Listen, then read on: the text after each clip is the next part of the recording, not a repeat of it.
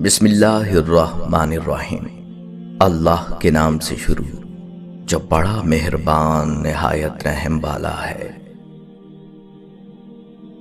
جب تجھے دعوت دی جائے تو یاد رکھ سب سے اونچی جگہ نہ بیٹھنا، تاکہ اگر میزبان کا تجھ سے بڑا دوست آ جائے تو میزبان تجھ سے یہ نہ کہے کہ اٹھ اور نیچے بیٹھ جا، ایسا تیرے لیے باعث شرمندگی ہوگا۔ اس لیے سب سے حقیر جگہ بیٹھ، تاکہ جس نے تجھے دعوت دی ہے وہ آ کر کہے اٹھ دوست اور یہاں اوپر آ کر بیٹھ۔ اس طرح تیری بڑی عزت ہوگی۔ یاد رکھ جو بھی خود کو بلند کرتا ہے پست کیا جائے گا، اور جو خود کو پست کرتا ہے بلند کیا جائے گا۔ ایک بری عورت بے شمار مردوں کو گمراہ کر سکتی ہے، لیکن بے شمار مرد ایک نیک عورت کو گمراہ نہیں کر سکتے۔ خاموشی کی ایک دنیا ہے، اس میں اگر آپ داخل ہو سکتے ہیں تو پھر ہی آپ اس کا مزہ لے سکتے ہیں۔ داڑھی رکھنے والا دہشت گرد نہیں ہوتا، ہاں دہشت گرد داڑھی رکھ لیتا ہے۔ پردہ کرنے والی باعزت گھرانے کی ہوتی ہے، ہاں کچھ بے حیا پردہ اوڑھ لیتی ہیں۔ نمازی تو دھوکہ باز کبھی نہیں ہوتا، ہاں دھوکے باز نماز پڑھ لیتا ہے۔ ایک بات ہمیشہ یاد رکھنا، برائی کو ختم کیا کرو، کبھی نیکی کو نشانہ نہ بنایا کرو۔ بارش ہوتی ہے تو خالی گڑھے باران رحمت سے خود بخود بھر جاتے ہیں، اور موٹے موٹے اونچے ٹیلے ویسے کے ویسے سوکھے ہی رہ جاتے ہیں۔ اپنے آپ کو خالی رکھو، کیونکہ خالی جھولی ہی بھری جاتی ہے۔ ہمیشہ چار دیواری میں رہنے والی لڑکیوں کے عشق سے ڈرو، انہوں نے دنیا نہیں دیکھی ہوتی، وہ جسے چاہتی ہیں وہی ان کی دنیا ہوتی ہے۔ کہتے ہیں کہ باپ ہمیشہ بیمار رہتا اور آخر کار وہ مر گیا۔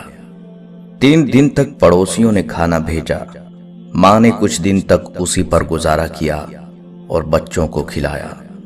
پھر فاقے پڑنے لگے، جس کی وجہ سے بڑا بیٹا بیمار ہو گیا اور بستر پکڑ لیا۔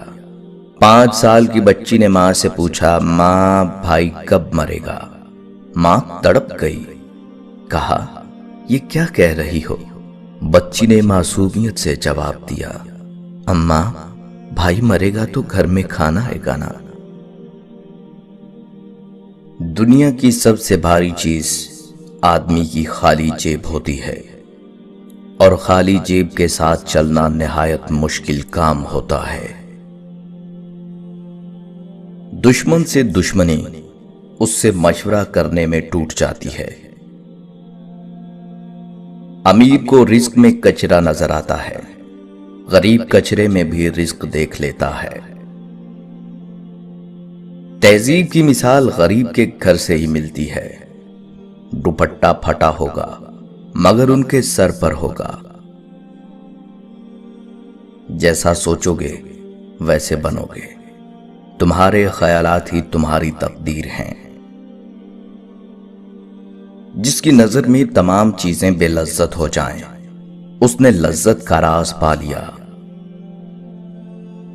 ایک دن ہم سب کو اس دنیا سے رخصت ہونا ہے، اور باقی رہ جائیں گی ہماری لکھی ہوئی تحریریں، اپلوڈ کی ہوئی ویڈیوز اور تصویریں۔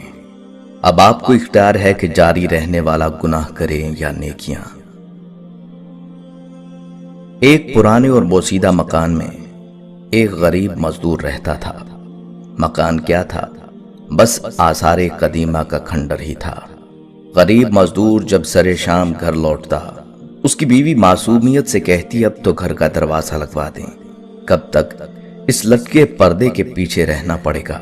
اور ہاں اب تو پردہ بھی پرانا ہو کر پھٹ گیا ہے، مجھے خوف ہے کہیں چور ہمارے گھر نہ گھس جائیں۔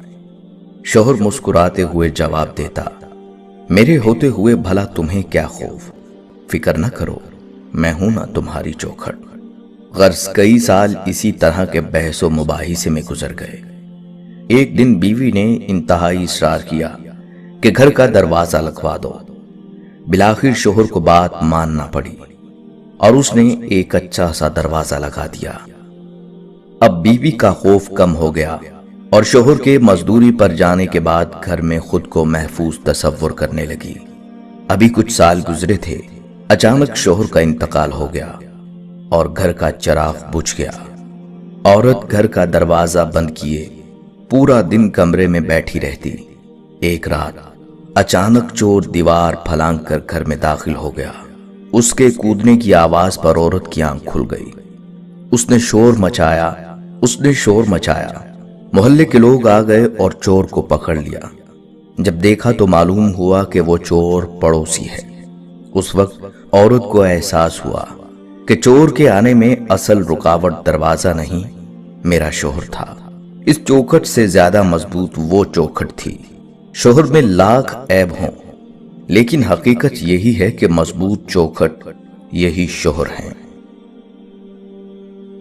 تم کسی کو چاہو اور وہ تمہیں ٹھکرا دے تو یہ اس کی بد نصیبی ہے۔ اس کے بعد تم اس کو زبردستی اپنانا چاہو تو یہ تمہارے نفس کی ذلت ہے۔ بچے کو غصے میں ہلکا سا تھپڑ لگانے تو وہ رو پڑے گا، مگر مذاق میں مارے ہوئے زور کے تھپڑ سے بھی ہنستا رہے گا۔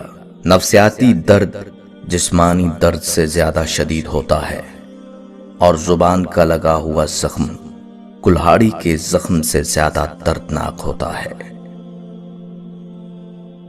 ہر وقت طنزیہ لہجہ رکھنے والا اپنا وقار کھو بیٹھتا ہے۔ جس چھاؤں سے عزت نفس زخمی ہو اس چھاؤں سے دھوپ ہی بہتر ہے۔ یہ ہماری آنکھیں نہیں بلکہ دوسروں کی آنکھیں ہیں جو ہمیں برباد کرتی ہیں۔ اگر سوائے میرے تمام دنیا کے لوگ اندھے ہوں تو میں کبھی عمدہ لباس اور خوشنما سامان کی پرواہ نہ کرتا۔ میرے پاس وقت نہیں ان لوگوں سے نفرت کرنے کا جو مجھ سے نفرت کرتے ہیں، کیونکہ میں مصروف رہتا ہوں ان لوگوں میں جو مجھ سے محبت کرتے ہیں۔ زندگی بدلنے کے لیے لڑنا پڑتا ہے اور آسان کرنے کے لیے سمجھنا پڑتا ہے۔ وقت آپ کا ہے، چاہو تو سونا بنا لو اور چاہو تو سونے میں گزار دو۔ کچھ الگ کرنا ہے تو بھیڑ سے ہٹ کر چلو۔ بھیڑ ہمت تو دیتی ہے پر شناخت چھین لیتی ہے۔ منزل نہ ملے تب تک ہمت نہ ہارو اور نہ ہی ٹھہرو، کیونکہ پہاڑ سے نکلنے والی نہروں نے آج تک راستے میں کسی سے نہیں پوچھا سمندر کتنی دور ہے۔ کلاس میں جب اگلے بچے کو مار پڑتی تھی تو ہم سوچتے تھے اب ہماری باری ہے۔ سمجھ میں نہیں آتا جنازہ دیکھ کر ہم یہ کیوں نہیں سوچتے۔ رات کی خاموشی بتاتی ہے کہ تاروں کی حقیقت اندھیرے اور تنہائی سے واضح ہوتی ہے، اور یہی معاملہ انسان کا بھی ہے۔ یوسف علیہ السلام جانتے تھے سارے دروازے بند ہیں، پھر بھی بند دروازے کی طرف دوڑ پڑے اور خدا نے ایک ایک کر کے سارے دروازے کھول دیے۔ کبھی اگر لگے کہ تمہارے لیے بھی دروازے بند ہیں تو جان لو کہ تمہارا اور یوسف کا خدا ایک ہی ہے۔ آج کے دور میں لوگ اپناتے ایک تہذیب کو ہیں لیکن مزہ دوسری تہذیب کا لینا چاہتے ہیں۔ ماڈرن عورت پردہ نہیں کرتی اور چاہتی یہ ہے کوئی اس کی طرف بری نظر سے نہ دیکھے۔ لوگ اپنی بیٹی کا رشتہ اسے دیتے ہیں جو محض امیر کبیر ہو اور چاہتے ہیں نکاح پڑھانے والا کوئی فقیر ہو۔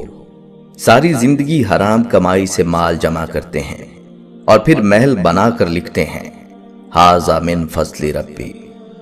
ماں باپ کو ستا کر جھاڑ پلا کر چپ کروا دیتے ہیں اور گاڑی پر لکھتے ہیں یہ سب میری ماں باپ کی دعا ہے۔